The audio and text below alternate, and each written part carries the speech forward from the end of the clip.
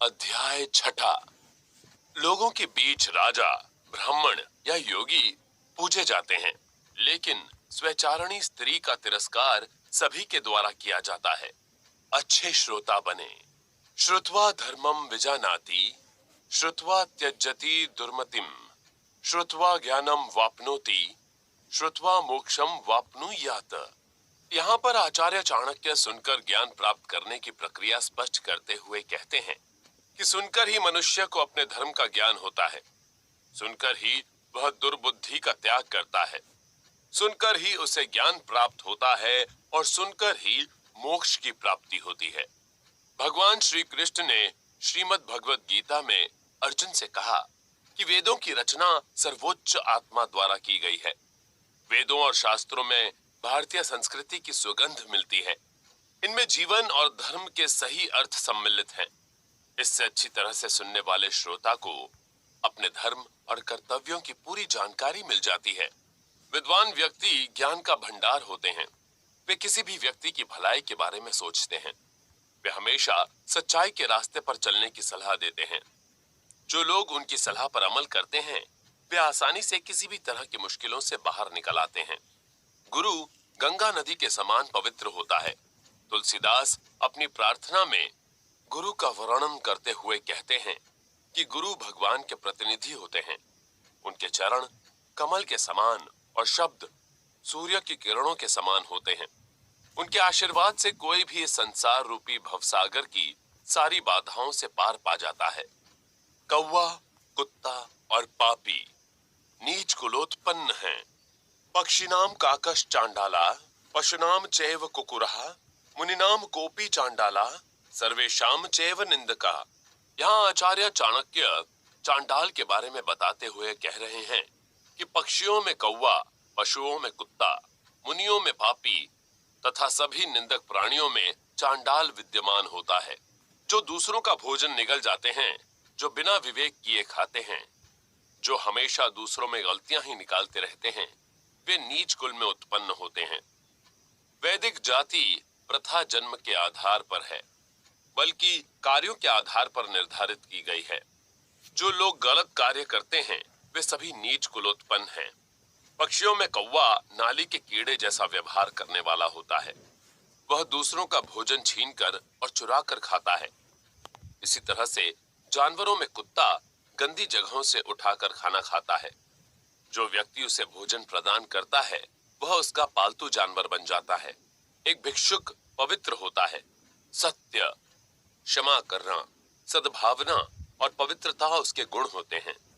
एक पापी को उनका यह गुण मूर्खता लगती है।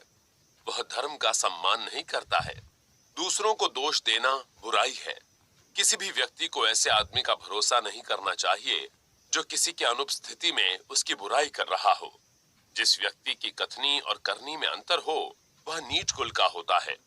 तांबा, टिन और स्त्री की शुद्धता की जांच कैसे करें?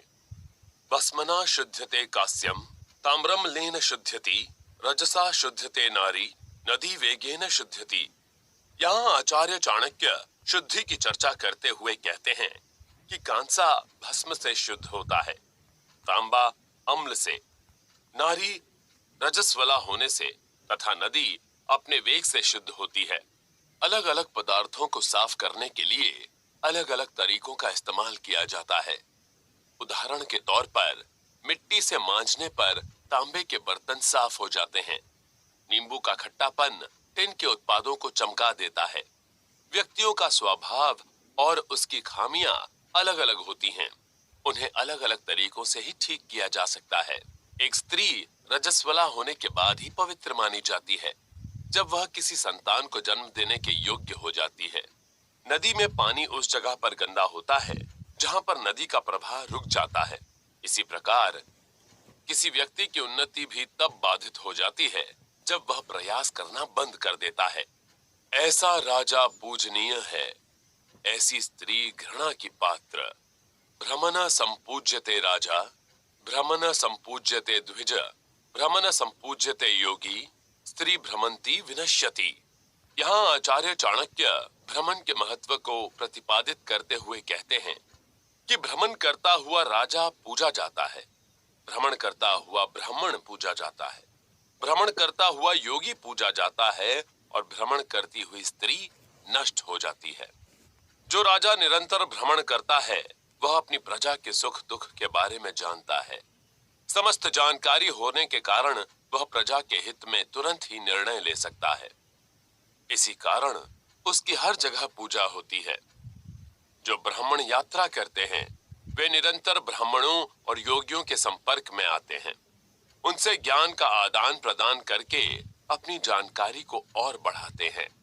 एक स्त्री जो भ्रमणशील होती है वह अलग अलग लोगों से मिलती जुलती है, जिसकी वजह से ना चाहते हुए भी वह समाज में अपनी प्रतिष्ठा और चरित्र को खो देती है। बुद्धिमानों के अनुसार कैसी हो संगति, तादृशी जायते बुद्धिर्व्यवसायोपि तादृशः सहायस्तादृश एव यादृशी भवितव्यता। यहाँ आचार्य चाणक्य धनवान होने से उपजी गुणवत्ता की चर्चा करते हुए कहते हैं कि जिस व्यक्ति के पास धन है लोग स्वतः ही उसके मित्र बन जाते हैं, बंधु बांधव भी उसे घेरे रहते हैं। जो धनवान है उसी को आज के युग में विद्वान और सम्मानित व्यक्ति माना जाता है। धनवान व्यक्ति को ही विद्वान और ज्ञानवान भी समझा जाता है। किसी भी व्यक्ति के जीवन और उसके क्रियाकलाप का निर्धारण उसके भाग्य के आधार पर होता है। जो लोग अच्छे भाग्य के स्वामी होते हैं उनके पास बुद्धिमानी का खजाना होता है, जबकि दूसरे अपनी अज्ञानता के कारण मुश्किलों का सामना करते हैं। जो बुद्धिमान व्यक्ति होता है वह सही निर्णय लेने में सक्षम होता है, लेकिन जो मूर्ख होते हैं वे कभी भी सही निर्णय नहीं ले पाते हैं। प्रत्येक व्यक्ति अपने व्यवसाय का चयन अपनी योग्यता के आधार पर करता है और अपनी योग्यता के आधार पर ही अपने मित्रों का चयन करता है। व्यवसायी, सिपाही, अध्यापक और बदमाश के मित्र उसके व्यवसाय से संबंधित ही होते हैं। समय बलवान होता है। कालः पचति भूतानि, कालः संहर्ते प्रजा, कालः सुप्तेषु जागर्ति, कालो ही दुर्तिक्रमः। आचार्य चाणक्य यहाँ काल के प्रभाव की चर्चा करते हुए कहते हैं कि काल ही प्राणियों को निगल जाता है, काल ही सृष्टि का विनाश करता है। यह प्राणियों के सो जाने पर भी उनमें विद्यमान रहता है, इसका कोई भी अतिक्रमण नहीं कर सकता। समय हमेशा आगे बढ़ता रहता है और वह बहुत शक्तिशाली होता है। कोई भी व्यक्ति समय के पहियों को रोक नहीं सकता है। समय का एक एक पल जीवन को कम करता है। समय के चलते रहने से निरंतर व्यक्ति कमजोर होता जाता है और एक दिन वह काल का ग्रास बन जाता है। भगवान भी समय को रोक नहीं सकते। भर्तहरि का कहना था कि समय नष्ट नहीं होता है, नष्ट होता है तो शिकार। इसलिए हर किसी को परिस्थितियों के साथ समझौता करके चलना चाहिए। जो इस तथ्य को समझ जाते हैं वे समय की महत्ता को समझते हैं कि समय बहुत बलवान होता है, उस पर किसी का जोर नहीं चलता। जानबूझकर अंधा बनना। न पश्यति च जन्मांधा, कामांधो नैव पश्यति, न पश्यति मदोन्मत्तो, ह्यर्थी दोषान न पश्यति। यहाँ आचार्य चाणक्य व्यक्ति की दृष्टि क्षमता पर विचार प्रकट करते हुए कह रहे हैं कि जन्मांध कुछ नहीं देख सकता, ऐसे ही कामांध और नशे में पागल बना व्यक्ति भी कुछ नहीं देखता। स्वार्थी व्यक्ति भी किसी में दोष नहीं देखता। दुराचारी व्यक्ति विषय और वासना से अंधा होता है। इसी वजह से वह कुछ अच्छा देखने की अपनी बुद्धि का नाश कर चुका होता है। उसे समाज का कोई डर नहीं होता। इसी से वह बेशर्मों की तरह व्यवहार करता है। इसी प्रकार से एक स्वार्थी व्यक्ति को अपने स्वार्थ के सिवाय कुछ भी नजर नहीं आता है। जो व्यक्ति स्वार्थ से अंधा होता है उसे अच्छे बुरे और सही गलत में कोई अंतर नजर नहीं आता है। कार्य पर निर्भर है परिणाम। स्वयं कर्म करोत्यात्मा, स्वयं तत्फलमश्नुते, स्वयं भ्रमति संसारे, स्वयं तस्माद विमुच्यते। यहाँ पर आचार्य चाणक्य कर्म फल के प्रभाव को स्पष्ट करते हुए कहते हैं कि प्राणी स्वयं कर्म करता है और स्वयं उसका फल भोगता है, स्वयं संसार में भटकता है और स्वयं इससे मुक्त हो जाता है। प्रत्येक व्यक्ति को उसके कर्मों के आधार पर परिणाम मिलता है। उसे इस संसार में लाखों योनियों में जन्म लेना होता है। उसे जन्म मरण के इस चक्र से मुक्ति उसके अपने कर्मों के आधार पर ही मिलती है। उसके अच्छे बुरे कर्म ही उसे अच्छा बुरा परिणाम प्रदान करते हैं। आपको जीवन में जो कुछ भी मिल रहा है, उसके पीछे आपके कर्म जिम्मेदार हैं। आपके कार्य और कर्मों से ही यह निर्धारण होता है कि आपको अगला जन्म किस योनि में मिलेगा। मुक्ति की प्राप्ति सिर्फ एक कर्मयोगी ही कर पाता है। भगवान श्री कृष्ण गीता में कहते हैं कि जिसने स्वयं को मुझे समर्पित कर दिया, उसे ही मेरा आशीर्वाद मिलेगा। कर्मयोग का अर्थ है बिना फल प्राप्ति की इच्छा किए अपने कार्यों को निष्पादित करना और स्वयं को भगवान की शरण में छोड़ देना। करे कोई भरे कोई। राजा राष्ट्र कृतं पापम राज्ञा पापम पुरोहितः भर्ता च स्त्री कृतं पापम शिष्य पापम गुरुस्तथा। यहाँ आचार्य चाणक्य कर्म के दूरगामी प्रभाव की चर्चा हुए कहते हैं कि राष्ट्र के द्वारा किए गए पाप को राजा भोगता है, राजा के पाप को उसका पुरोहित, पत्नी के पाप को पति तथा शिष्य के पाप को गुरु भोगता है। अपने राज्य में राजा सबसे शक्तिशाली होता है। वहां पर कुछ भी उसकी मर्जी के बिना नहीं होता है। जिस प्रकार से उसे अच्छे कार्यों के लिए सराहा जाता है, ठीक उसी प्रकार से उसकी गलतियों के लिए उसे भुगतना भी पड़ता है। राजा के प्रमुख सलाहकार पुरोहित को भी आरोपों का सामना करना पड़ता है। यह एक पति की जिम्मेदारी होती है कि वह इस बात का ध्यान रखे कि उसकी पत्नी कोई गलत निर्णय न ले या गलत रास्ते पर न चले। जो अपनी पत्नी पर काबू नहीं रख पाता है, पत्नी द्वारा किए गए बुरे कार्यों का परिणाम उसे भी भुगतना पड़ता है। उसे समाज में बुराइयों का सामना करना पड़ता है। इतना ही नहीं, समाज में उसकी प्रतिष्ठा भी कम होती है। इसी तरह से यह गुरु की जिम्मेदारी होती है कि वह अपने विद्यार्थी का सही मार्गदर्शन करे। गुरु होने के नाते उन्हें अपने शिष्य की सफलता का श्रेय मिलता है, तो उसकी असफलता की जिम्मेदारी भी गुरु की ही होती है। शत्रु कौन? ऋणकर्ता पिता शत्रु, माता च व्यभिचारिणी, भार्या रूपवती शत्रु, पुत्रः शत्रुर पंडितः। आचार्य चाणक्य यहाँ शत्रु के स्वरूप की चर्चा करते हुए कहते हैं कि ऋण करने वाला पिता शत्रु होता है, व्यभिचारिणी माँ भी शत्रु होती है, रूपवती पत्नी शत्रु होती है, मूर्ख पुत्र भी शत्रु होता है। जो पिता अपनी संतान को विरासत में कर्ज देता है, वह अपनी संतान का दुश्मन होता है। इसी तरह से जो माता अपने चरित्र का हनन करती है, वह उसकी दुश्मन होती है, क्योंकि ऐसी मां के कारण बच्चों को समाज में शर्मिंदा होना पड़ता है। वह स्त्री जो बहुत सुंदर होती है, लेकिन अपने पति के सम्मान का ध्यान नहीं रखती है, वह समाज में अपने पति की प्रतिष्ठा को धूमिल करती है। ऐसी स्त्री अपने पति की दुश्मन होती है। सुंदरता और शालीनता एक साथ होनी चाहिए। सुंदरता के साथ साथ बहुत सारी अवांछित बातें जुड़ती जाती हैं। ऐसी सुंदर पत्नी जो अच्छे बुरे की पहचान न कर पाने वाली हो, वह अपने पति के लिए हानिकारक होती है। एक मूर्ख पुत्र भी अपने माता पिता के लिए शत्रु समान होता है। वह अपने परिवार की प्रतिष्ठा को नीचे गिराने वाला होता है। वह शिक्षित और सभ्य नहीं होता है। इसी से वह केवल अपने परिवार के सम्मान को धूमिल करने वाला होता है। किसी व्यक्ति को कैसे जीतें? लुब्धमर्थेन घृणीयात् स्तब्ध मंजली कर्मणा मूर्ख छंदोनुवृत्तेन यथार्थत्वेन पंडितम। यहाँ आचार्य चाणक्य वशीकरण के संबंध में बताते हुए कह रहे हैं कि लालची को धन देकर, अहंकारी को हाथ जोड़कर, मूर्ख को उपदेश देकर तथा विद्वान व्यक्ति को यथार्थ बात बताकर वश में करना चाहिए। जब आप किसी व्यक्ति की पसंद नापसंद को जान जाते हैं, तो आपके लिए उसे प्रभावित करना और उसका दिल जीतना आसान हो जाता है। एक लालची व्यक्ति धन प्राप्ति की संभावना के साथ खुश रहता है। जो नया धनी होता है, वह खुद को सर्वोच्च समझता है। अगर आप उसकी प्रशंसा करके उसके अहं को संतुष्ट करते हैं, तो वह आप पर अपना सब कुछ लुटाने को तत्पर रहता है। एक मूर्ख चाहता है कि सभी लोग उसके पीछे भागें, जबकि एक विद्वान हमेशा ज्ञान की तलाश में रहता है।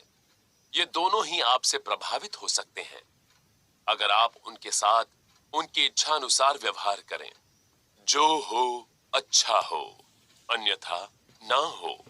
वरम न राज्यम न कुराज राज्यम, वरम न मित्रम न कुमित्र मित्रम, वरम न शिष्यो न कुशिष्य शिष्यो, वरम न दारा न कुदार दारा। जिस राज्य में शांति ना हो, जहां पर कोई नियम कानून ना हो, ऐसे राज्य का क्या फायदा। दुष्ट मित्र रखने से अच्छा मित्र विहीन होना है। दुष्ट शिष्य होने से अच्छा बिना शिष्य के रहना है। दुराचारी पत्नी होने से अच्छा बिना पत्नी के होना है, यानी अकेले रहना अच्छा है।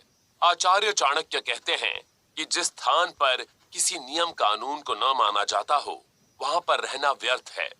इसी तरह से मित्रों का चयन करना चाहिए। दुष्ट मित्रों से मित्रों के बिना रहना ज्यादा अच्छा है। अपने लिए हमेशा अच्छे और सच्चे मित्रों को चुनना चाहिए। एक शिक्षक हमेशा ऐसे शिष्य का चयन करता है जो योग्य हो। हमेशा ऐसी स्त्री से विवाह करना चाहिए जो योग्य और शिक्षित हो। दुष्ट राजा और मूर्ख शिष्य। कुराज राज्येन कुतः प्रजा सुखम, कुमित्र मित्रेण कुतोस्ति निवृत्ति, कुदार दारेश कुतो गृहरति, कुशीश मध्यापयतः कुतो यश। यहाँ आचार्य चाणक्य दुष्टों के प्रभाव को प्रतिपादित करते हुए कहते हैं कि दुष्ट राजा के राज्य में प्रजा सुखी कैसे रह सकती है। दुष्ट मित्र से आनंद कैसे मिल सकता है। दुष्ट पत्नी से घर में सुख कैसे हो सकता है। दुष्ट या मूर्ख शिष्य को पढ़ाने से यश कैसे मिल सकता है। एक दुष्ट राजा कभी भी अपनी प्रजा की भलाई के बारे में नहीं सोचता है। वह विलासिता पूर्ण जीवन व्यतीत करता है और अपने कर्तव्यों से विमुख हो जाता है। ऐसे राज्य में प्रजा कैसे सुखी रह सकती है जहां राजा को अपने कर्तव्यों का बोध न हो। ऐसे राज्य में कानून व्यवस्था का नामो निशान नहीं रहता है। ऐसी जगह पर रहना बेकार है जहां पर प्रजा सुखी न हो। एक सच्चा मित्र आपके दुख में भी आपके साथ रहता है। मित्र आपके रहस्यों को जानते हैं। ऐसे में वे मित्र जो विश्वसनीय न हो, वे आपके रहस्यों को उजागर करके आपको कठिनाई में डालते हैं। इसलिए अपने रहस्यों को किसी के सामने भी प्रकट नहीं करना चाहिए। किसी भी घर की सुख शांति उस घर में रहने वाली स्त्री पर निर्भर करती है। एक दुष्ट पत्नी सिर्फ अपना ही ध्यान रखती है। वह परिवार के हितों के बारे में नहीं सोचती है, जिसके कारण परिवार की सुख शांति नष्ट हो जाती है। उसके अंदर त्याग की भावना नहीं होती है। ऐसे विवाह सफल नहीं होते हैं। एक मूर्ख शिष्य अपने शिक्षक का नाम खराब ही करता है। पशुओं से सीखें। सिंहादेकम बकादेकम शिक्षे चत्वारि कुकुटात, वायसात पंच शिक्षे च षटशूण स्त्रीणी गर्दभात। यहाँ आचार्य चाणक्य सीखने की बात किसी भी पात्र से सीखने का पक्ष रखते हुए कहते हैं कि सिंह से 1, बगुले से 1, मोर से 4, कौवे से 5, कुत्ते से 6 तथा गधे से 7 बातें सीखनी चाहिए। किसी भी व्यक्ति को हमेशा अच्छी आदतें सीखने का प्रयास करना चाहिए, भले ही वो आदतें पशुओं से ही क्यों न सीखनी हो। एक शेर और सारस में 1-1 अच्छी आदतें होती हैं। मुर्गे में 4, कौवे में 5, कुत्ते में 6 और गधे में 7 अच्छी आदतें होती हैं। शेर की तरह साहसी बने। प्रभुतम कार्यमल्पम वा यन्नरा कर्तुमिच्छति, सर्वार रंभेण तत्कार्य सिंहादेकम प्रचक्षते।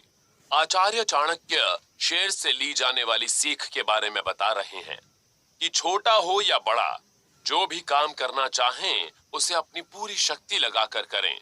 यह गुण हमें शेर से सीखना चाहिए। जब एक शिकारी शिकार करता है तो उसका पूरा ध्यान अपने शिकार पर ही होता है। वह अपने शिकार को मारने के लिए अपनी पूरी शक्ति लगा देता है। हमें शेर की तरह से अपने कार्यों को करने पर पूरा ध्यान केंद्रित करना चाहिए ताकि हम अपने लक्ष्य को पूरा कर सकें। सारस की तरह पूरा ध्यान केंद्रित करें। इंद्रियाणि च संयम्य बकवत पंडितो नरः, देश काल बलम ज्ञात्वा सर्व कार्याणि साधयेत। यहाँ आचार्य चाणक्य बगुले से सीख के बारे में बता रहे हैं। बगुले के समान इंद्रियों को वश में करके देश, काल एवं बल को जानकर विद्वान अपना कार्य सफलतापूर्वक करें। सारस का पूरा ध्यान मछली पर होता है। जैसे ही वह उसे देखता है, तुरंत उसे उठा लेता है। एक व्यक्ति को भी सारस की तरह अपने काम पर ध्यान केंद्रित करना चाहिए। इतना ही नहीं, उसे अपना काम पूरा करने के लिए अवसर व स्थितियों का ध्यान रखना चाहिए और उसी के अनुरूप कार्य करना चाहिए। मुर्गे की तरह सही समय पर जागें। प्रत्युत्थानम च युद्धम च संविभागम च बंधुषु स्वयमाक्रम्य भुक्तम च शिक्षे चत्वारि कुकुटात। यहाँ आचार्य चाणक्य मुर्गे से सीखने योग्य 4 महत्वपूर्ण बातों की चर्चा करते हुए कहते हैं कि समय पर जागना, आक्रामक होना, प्रतिस्पर्धियों को भगा देना और उनका हिस्सा स्वयं झपट कर खा जाना, ये 4 गुण मुर्गे से सीखें। मुर्गा हमेशा समय पर जागता है। वह तब तक सक्रिय रहता है जब तक अपनी इच्छित वस्तु को प्राप्त नहीं कर लेता है। उसके लिए जीवन हमेशा एक युद्ध की तरह रहता है। मुर्गा लड़ाई करके अपने प्रतिस्पर्धियों को भगा देता है। वह अपने प्रतिस्पर्धियों का हिस्सा भी छीनकर खा जाता है। किसी भी व्यक्ति को जीवन में सफलता पाने के लिए मुर्गे से ये 4 गुण सीखने चाहिए। व्यापार में सफलता पाने के लिए मुर्गे जैसे गुणों का होना फायदेमंद है। कौवे की तरह सतर्क रहें।